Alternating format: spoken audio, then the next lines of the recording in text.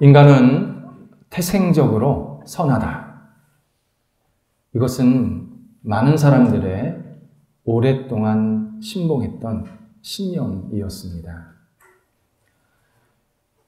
그래서 인간 사회에 문제가 발생했을 때 일어난 문제만 해결하면 그 사회는 곧 안정되고 편해질 것이다.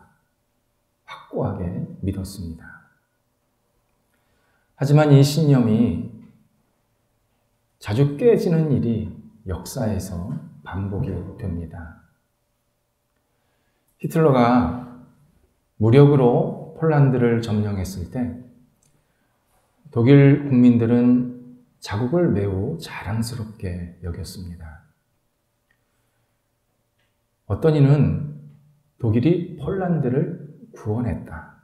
이런 표현도 사용합니다. 이에 독일이 폴란드 점령 과정을 다큐 형식의 영화로 만들어서 국내, 곧 독일과 유럽 비롯해서 미 전역에 영상을 보여주었습니다.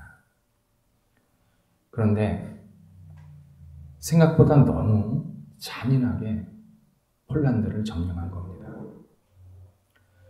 이런 영상을 보면 사람들이 이건 너무했다, 이건 심각하다, 이건 말도 안 된다 라고 할 줄을 알았는데 많은 사람들이 능력 없는 폴란드는 죽는 것이 마땅하다. 아예 폴란드를 없애버려라. 이렇게 히틀러와 나치를 지지하는 모습이 전 세계 곳곳에서 목격됩니다. 이때 생각이 있던 사람들이 인간의 본성이 선하다라는 이 생각이 얼마나 허무하고 얼마나 현실과 동떨어진 일인지를 깊게 깨닫고 잃어버렸던 신앙, 곧 예수 그리스도를 믿는 일들이 계속 일어나게 되었습니다. 그래서 2차 대전, 1차 대전, 이 어간에 예수 믿는 사람들이 오히려 많이 늘어난 겁니다. 또 세계적인 문호였던 도스토옙스키가 하나님을 믿기 전에 러시아의 정치인이었습니다. 그는 러시아 농부들은 순박하다 생각을 했고 그들이 주장하는 것, 그들의 시위를 적극적으로 옹호해 줍니다. 그런데 러시아 농민들이 그 누구보다도 폭력적이었고 타락하는 모습을 도스토옙스키가 너무 많이 목격을 합니다. 충격받았습니다. 인간이 선하다라는 이 신념이 너무 순진한 생각이었구나. 깊게 깨닫게 됩니다. 한편 도스토옙스키가 이 농민 시위, 정확히 농민 반란의 배후 인물로 지목받아서 시베리아로 유배를 떠납니다. 유배지에서 그가 한 일은 오로지 성경을 집중해서 읽게 됩니다. 그리고 하나님을 믿습니다. 그 이후에 인간의 본성을 파헤치는 작가로 활동하게 됩니다. 절대적인 악이 일어나면 절대적인 반대가 필요합니다. 절대적인 반대를 하려면 악이 무엇인지 분명히 근거가 있어야 합니다. 악에 대해서 근거가 없으면 누구도 악을 악이라고 말할 수가 없습니다. 그런 의미에서 거대한 죄나 악이 생겼을 때 무신론, 종교혼합주의, 그리고 허무주의는 아무 쓸모가 없습니다. 거기에는 악의 기준이 없기 때문입니다. 인간 사회에 큰 문제가 생기면 침묵의 동조자가 바로 이런 생각을 가진 사람들입니다. 반면 기독교 신앙은 악과 그 악을 행하는 인간에 대해서 예리하게 분석합니다. 하나님께서는 성경을 통해서 인간이 누구인지, 어떤 일을 했는지, 어떤 일을 할 수 있는지를 명확하게 알려주십니다. 그래서 사람은 성경, 곧 하나님의 말씀을 근거로 잘못을 잘못되었다라고 담대하게 말할 수 있었고, 그리고 그 잘못을 척결할 수 있는 지혜와 용기를 얻게 되었습니다. 이런 면에서도 기독교 신앙은 분명히 진리입니다.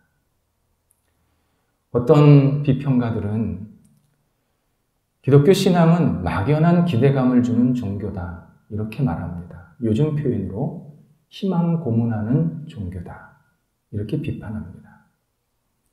또 기독교 신앙은 김 빠진 탄산수처럼 매력이 없는 종교다, 이렇게 비판합니다. 말씀은 기독교 신앙은 인민의 하편이다, 추궁했습니다. 하지만 이런 비판들은 비판하는 사람, 곧 당사자가 누구인지를 정확히 알지 못하기 때문에 한 결과입니다. 비판하는 사람이 내가 누구인지 명확하게 알게 되면 절대 다른 사람들에게 쉽게 손가락질을 할 수가 없습니다. 나아가서 진리를 말하는 기독교 신앙에 대해서 혼란을 멈추게 됩니다. 바울이 3절에부터 13절까지 신앙인이 다른 신앙인을 어떻게 대해야 할지 구체적으로 하나하나 설명해 주고 있습니다. 그런데 먼저 3절에서 사람은 마땅히 생각할 이상의 생각을 품지 말고 지혜롭게 생각하라고 권면합니다. 세 번의 생각이라는 단어가 나옵니다. 첫 번째 생각은 일반적인 평가, 두 번째는 높게 평가, 세 번째는 알맞은 평가라는 뜻입니다. 풀어서 해석을 하자면 사람이 평가할 때 잘못된 평가를 하지 말고 적당하게, 올바르게 평가를 해야 된다, 이렇게 말하는 겁니다. 그런데 누구를 평가하는지가 핵심입니다. 바로 나 자신입니다. 나 자신을 올바르게 평가하지 않으면 다른 사람을 절대 올바르게 대할 수 없다는 겁니다. 다른 사람들을 적절하게, 지혜롭게 잘 대하려고 하면 나에 대해서 적절하게, 지혜롭게, 명확하게 알아야 된다는 겁니다. 그래야 다른 사람을 진실되게 대할 수 있다고 전제를 분명히 이야기해주고 있습니다. 사람이 자기를 평가할 때 두 가지의 오류를 범하게 됩니다. 하나는 자신을 남과 비교해서 높게 평가하는 때가 있습니다.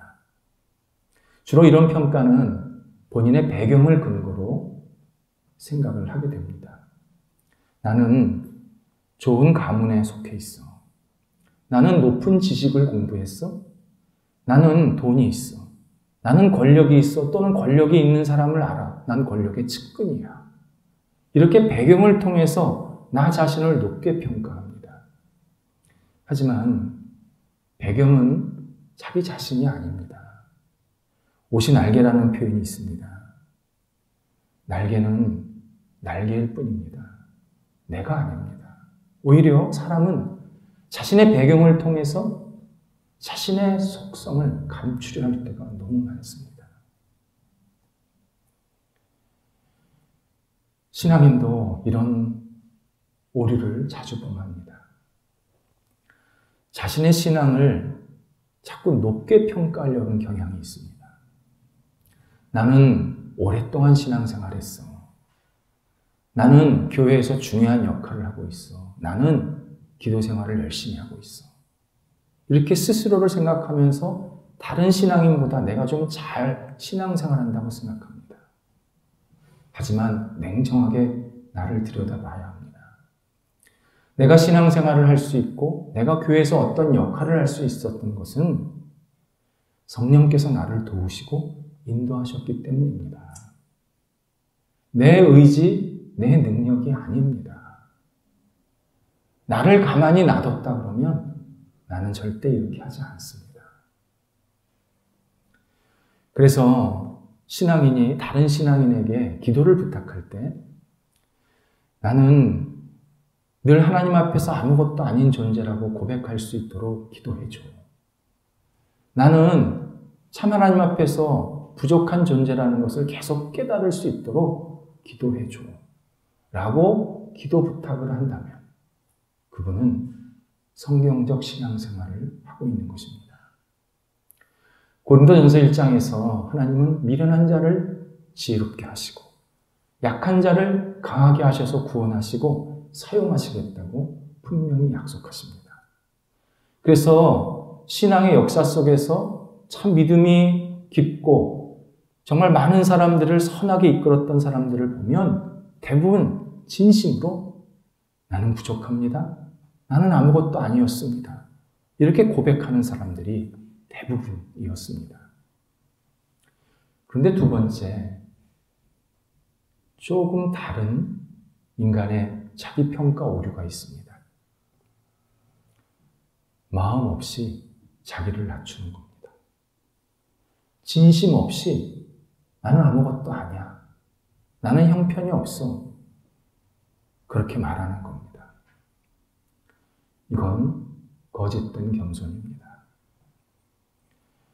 이렇게 진심 없이 하는 자기 낮춤은 상대방에게 나 무시하지 마. 나 괜찮은 사람이야. 나 좀 높여줘.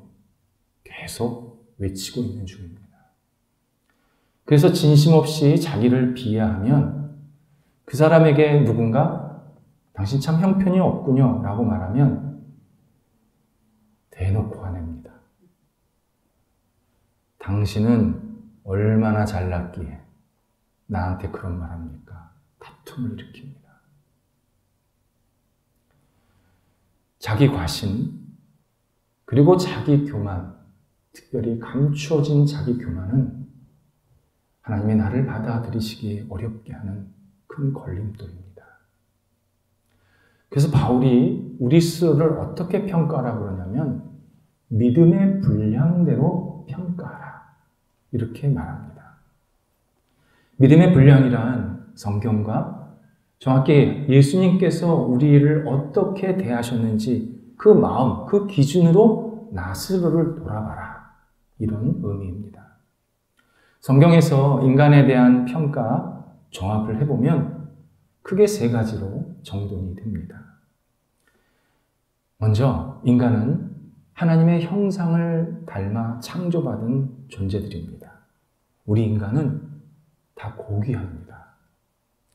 내가 조금 외모나 또는 어떤 실력이나 또는 가진 것이나 또는 내 육체나 이런 것들이 좀 부족하고 조금 넘칠 수는 있지만 그것과 관계없이 나라는 이 생명 자체는 하나님의 형상을 닮아 이 땅에 오게 된 아주 소중한 존재입니다. 그래서 내가 나를 소중하게 여겨야 하고 남이 나를 소중히 여기는 것을 감사하게 해야 되고 내가 남을 소중히 여기는 것을 또 당연히 여겨야 하는 이러한 기본적인 세상에서 말하는 인권. 근데 하나님 안에서 가진 인권을 우리 스스로 간직해야 합니다. 두 번째는 그런데 인간은 하나님 앞에서 큰 죄를 범하고 있습니다. 그 죄는 다름 아닌 인간은 계속 하나님을 떠나렵니다. 멀리하려고 합니다. 정말 하나님께서 나를 붙잡아 주시지 않으면 어느 인간도 하나님께 오지 않습니다. 올 마음이 없습니다. 인간은 죄의 굴레에서 계속 헤매게 되고 스스로 이 죄의 굴레를 벗어낼 수가 없습니다. 인간은 너무 비참한 상황에 빠져 있습니다. 세 번째는 그러나 인간은 동물이 아닙니다. 동물적 본능을 가지고 살면 안 됩니다. 그래서 인간은 오직 예수 그리스도를 믿어야 하고 예수 그리스도를 믿으면 성령께서 나를 하나님의 형상으로 회복시켜 주시고 하나님께서 기뻐하시고 하나님께 영광 돌릴 수 있는 일을 할 수 있도록 계속 도와주십니다. 그리고 내 죄의 불레에서 해방하도록 나를 계속 이끌어 주십니다. 그리하여 매일매일 힘차게 기쁘게 살아갈 수 있도록 나를 일으켜 세워주십니다. 이에 예수 믿는 사람들은 아침에 일어날 때마다 어제의 일은 잊어버리고 오늘도 살자. 오늘도 적극적으로 살자. 이러한 결심을 성령께서 계속 하게 만드십니다. 이것이 믿음의 분량대로 나 자신을 지혜롭게 올바르게 생각하는 모습입니다. 우리가 나 자신을 올바르게 생각을 하면 하나님께서는 내가 다른 사람에게 도움이 되어야 되는구나. 내가 다른 사람들과 함께 협력을 해야 되는구나. 이렇게 계속 생각하게 만드시면서 신앙생활을 본격적으로 시작하게 만드십니다. 그래서 함께 모이게 하시고 함께 하나님을 예배하고 서로 돕게 만드십니다. 그래서 교회가 세워지는 겁니다. 핵심은 하나님 중심으로 우리가 함께 모인다라는 겁니다. 반대로 나 자신을 깊게 그리고 정확하게 보지 못하면 나는 모든 일을 다 인간 중심적으로만 생각합니다. 어떤 일을 협력할 때도 누구를 도울 때도 늘 인간을 보면서 돕습니다. 조금 반대로 다른 사람을 도울 마음이 없습니다. 나에 대해서 명확하게 보지 않으면 나는 나 혼자 잘 살면 된다고만 생각합니다. 그렇게 잘 살 수 있다고 과신합니다. 다른 사람들과 손을 잡을 마음이 없습니다. 함께 모여서 신앙생활 마음이 없습니다. 귀찮습니다. 그리고 다른 사람 만나는 게 힘듭니다. 그 원인은 나 자신을 믿음의 분량대로 정확하게 보지 못했기 때문입니다. 바울은 5절에서 나 자신을 바르게 본 사람은 예수 그리스도를 중심으로 각 지체로 살게 된다. 이렇게 설명해 주고 있습니다. 예수님께서 몸통이시고 우리는 팔, 다리, 눈, 귀 이런 각 기관으로 살게 된다는 것입니다.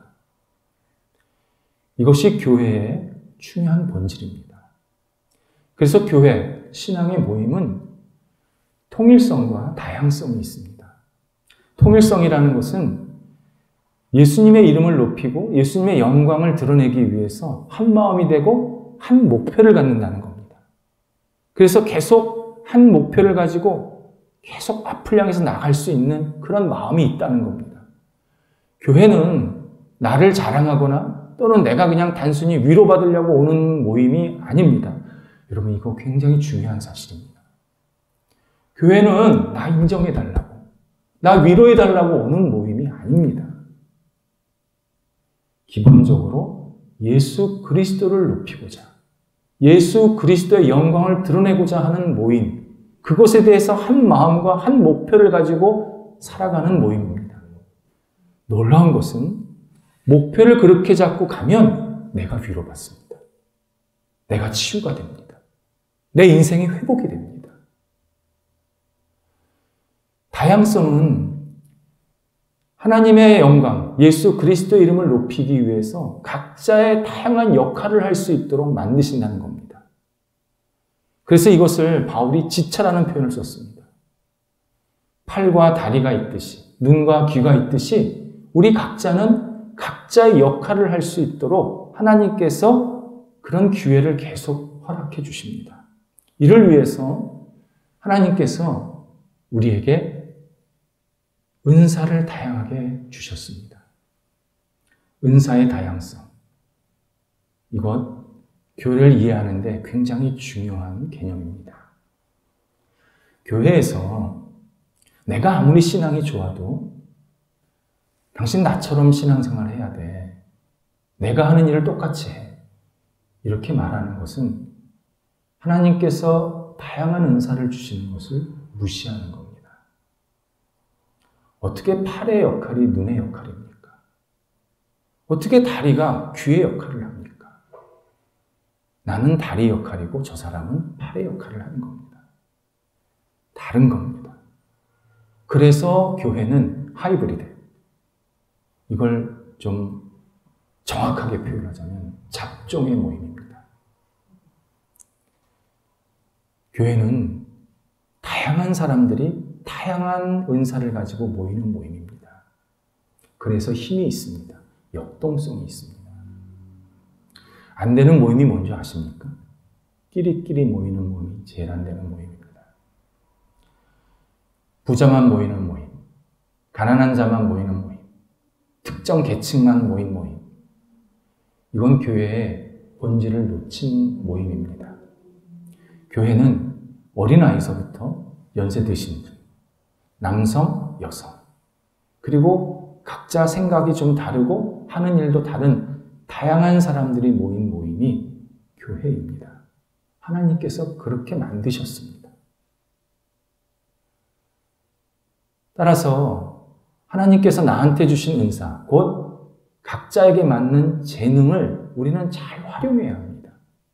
우리에게는 다 한 가지 이상씩 은사, 재능이 있습니다. 이 재능을 주신 이유는 하나님의 뜻대로 잘 사용하라고. 더 쉽게 표현하자면 내 옆에 있는 교인들을 위해서 잘 활용하라고 주신 재능입니다. 나 혼자 잘 먹고 잘 살라고 주신 게 아닙니다. 만약 내가 재능을 잘 활용하지 못하면 나만 문제가 되는 게 아니라 내 옆에 있는 사람, 그 사람이 속해 있는 교회 모임에 빈곤한 모임이 됩니다. 우리가 신체에서 한 부분을 못 사용하면 장애라고 그러지 않습니까? 내가 어떤 역할을 하지 않으면 그 모임이 장애 모임이 됩니다. 또 누군가 다른 사람이 어떤 역할을 하고 있는데 내가 그것을 기쁘게 받아들이고 함께 누리지 못하면 내가 궁핍한 신앙생활을 하게 됩니다. 어떤 분은 저는 남에게 신세 지는 거 싫어요. 그러면서 다른 사람이 가지고 있는 재능으로 어떤 역할을 했는데 그걸 안 받아들여요. 그건 당신이 알아서 하세요. 나 안 받아들여요. 이것은 깔끔한 성격이 아니라 신앙생활을 매우 잘못하고 있는 모습입니다. 손이 밥을 떠서 입에 넣어줘야 내가 먹죠. 나 손 싫어. 그리고 입으로 밥을 먹어보세요. 그건 동물 아닙니까? 다리가 저기를 가줘야 내가 볼 수 있는 거 아닙니까? 근데 가지 마. 나 여기서만 볼까? 뭐가 보여? 아무것도 안 보이죠.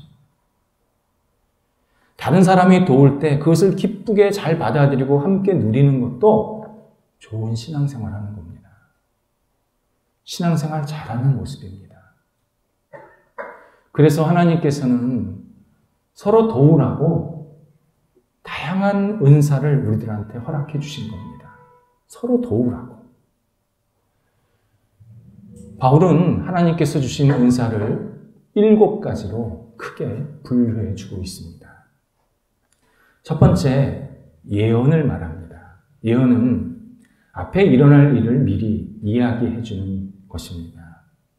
근데 예언의 내용은 그 사람에게 어떤 일이 일어날 거라고 알려주는 게 아닙니다. 예언은 하나님의 뜻과 계획을 미리 일러주는 일입니다. 그래서 예언하는 사람은 나를 따라 내가 앞을 아니까 그게 아닙니다. 하나님을 따르자. 하나님께서 이런 계획이 있으셔. 하나님의 뜻이 이런 게 있으셔. 그것을 따르고자 예언을 하는 겁니다. 그래서 바울이 예언을 할 때 믿음의 분수대로 하라 그렇게 표현합니다. 믿음의 분수란 예언하는 사람이 먼저 자기의 예언을 믿고 따르라는 겁니다. 그러니까 예언 따로 자기 행동 따로 그러면 그 사람은 예언하지 말아야 됩니다. 예언할 수가 없는 겁니다. 아무리 하나님의 계획을 미리 알아도.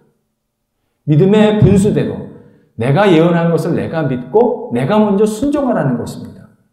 이게 점쟁이랑 다른 겁니다. 점쟁이는 자기가 한 말 자기가 잘 안 믿습니다. 다음에 찾아가서 얘기하면 제가 지난번에 뭐라고 그랬죠? 왠지 아십니까? 점치러 오는 사람에게 듣고 싶은 일을 해주기 때문입니다. 그래서 뭐라고 끝내냐면 아니면 말고요. 예언은 성령께서 강하게 나와 함께 하셔서 알게 하신 겁니다. 이건 확실한 겁니다. 그래서 예언을 할 때는 예언하는 사람이 먼저 그것을 믿고 따르라는 겁니다. 그리고 옆에 사람을 함께 하나님의 뜻을 따를 수 있도록 도우라는 겁니다. 그러니까 예언의 목적은 뭐냐? 함께 하나님의 뜻을 알고 함께 하나님의 뜻을 이룰 수 있도록 도우라는 겁니다. 이것이 예언의 목적입니다. 두 번째는 섬김입니다.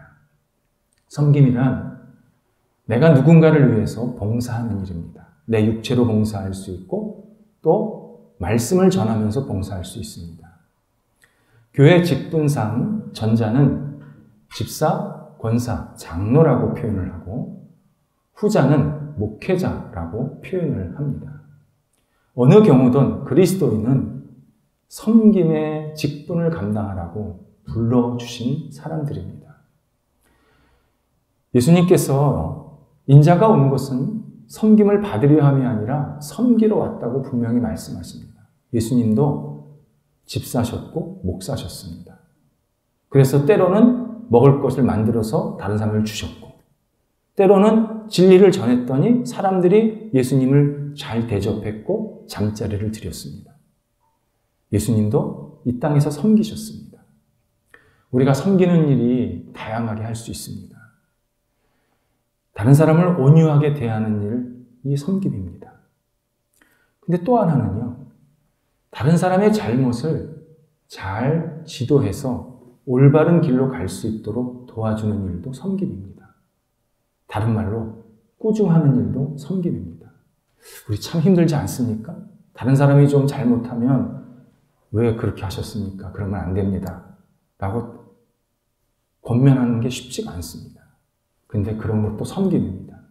대신 사랑의 마음으로, 부모의 마음으로, 친구의 마음으로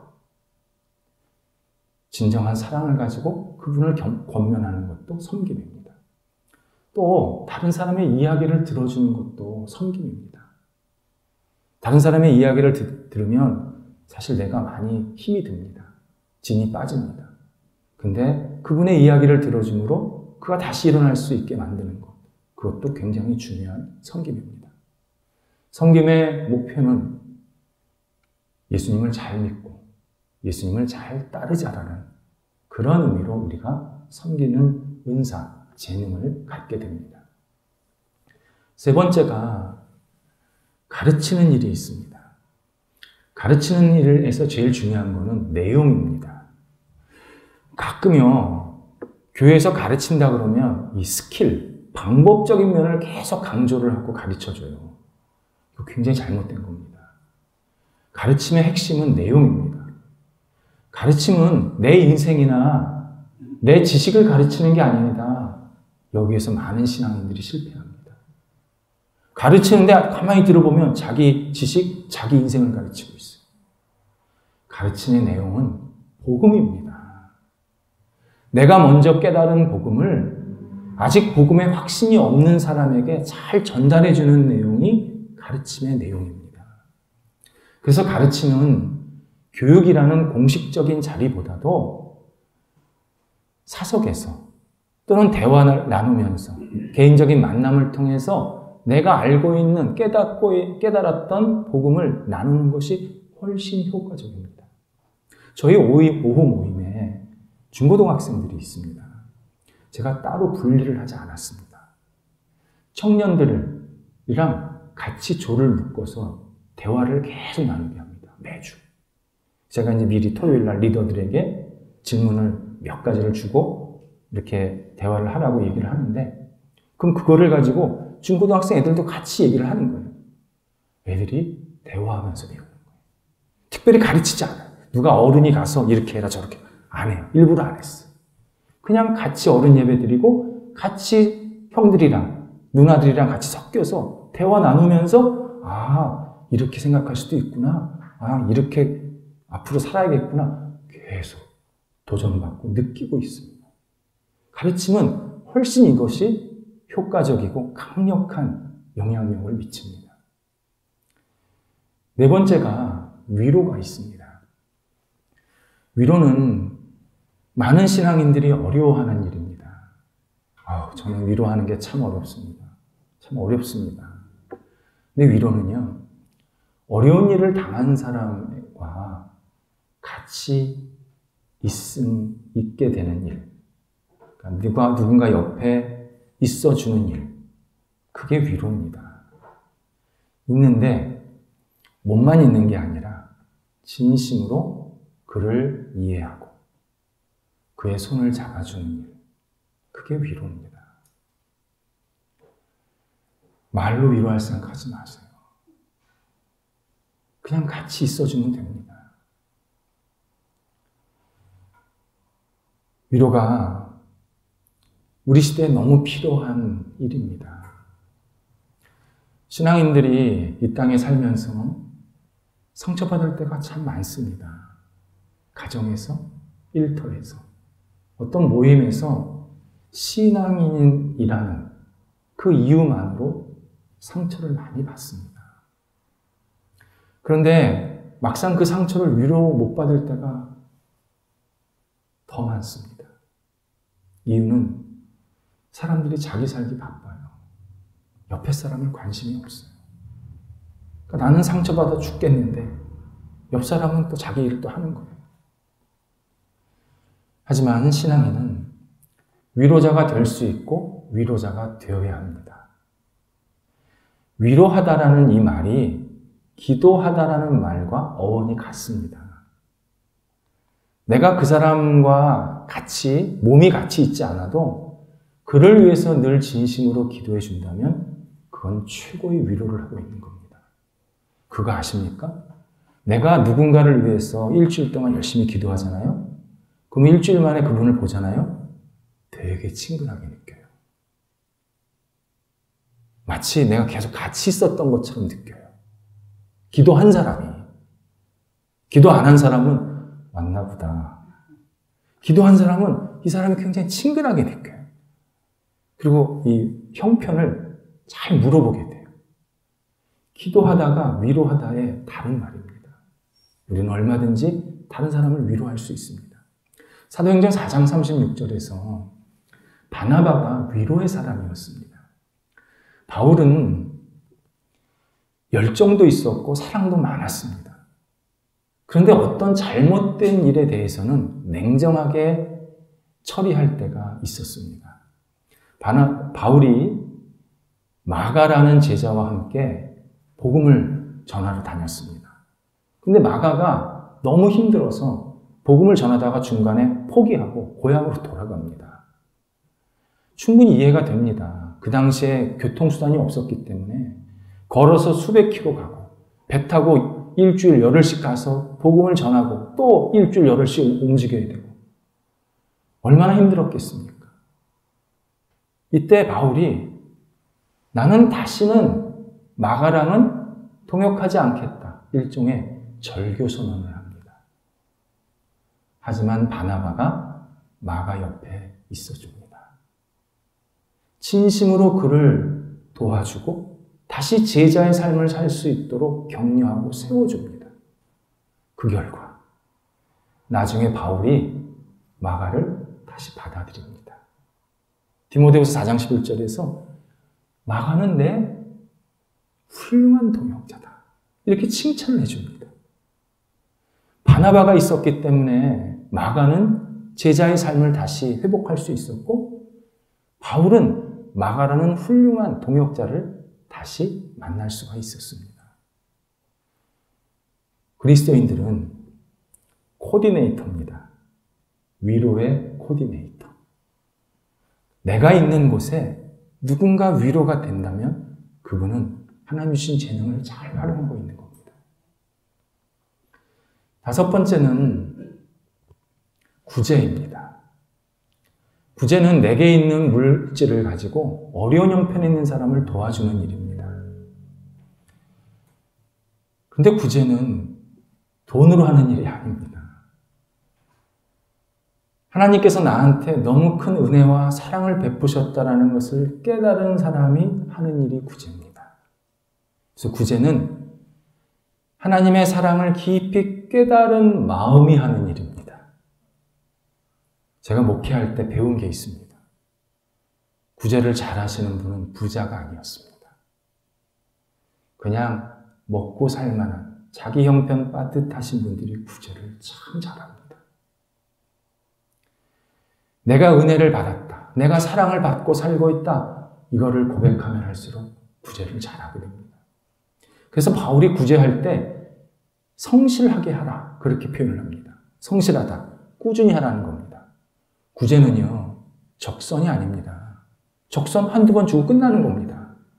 구제는 하나님께서 나를 꾸준하게 사랑하시고 은혜를 베푸시기 때문에 나도 옆에 어려운 사람들을 보면 꾸준하게 도울 수 있는 그러한 넉넉한 마음이 구제의 본질입니다.